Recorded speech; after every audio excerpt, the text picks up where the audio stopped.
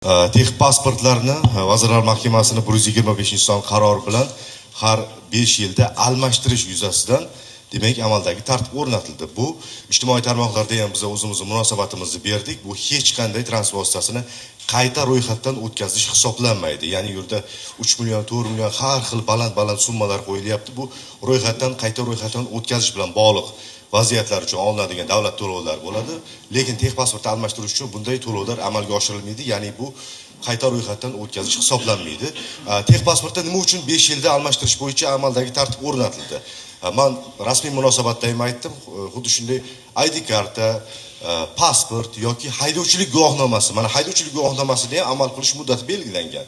Bu ham xuddi shunday transport vositalari bilan sodir etilishi mumkin bo'lgan jinoyat va huquqbuzarliklarni oldini olish.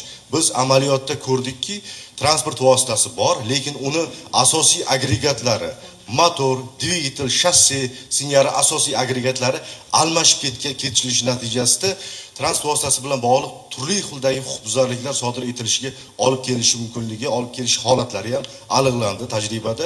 Shundan kelib chiqib, uni mavjudligini inventarizatsiyadan o'tkazish maqsadida texnik pasportlarga 5 yil etib muddat belgilab qo'yildi.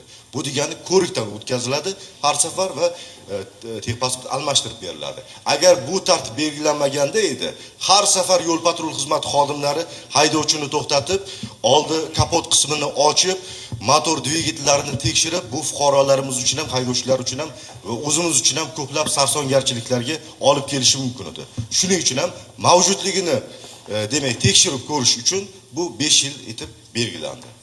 Zoir aka, narxi 2.8 million rostmi? Yo'q, bo'lmagan gap. Bu narx hali bir bu qayta ro'yxatdan o'tkazish bilan bog'liq masalalar. Shuning uchun texnik pasportni almashtirish xuddi pravani almashtirish bilan bir xil demak davlat to'lovlari amalga oshiriladi. rahmat javob uchun.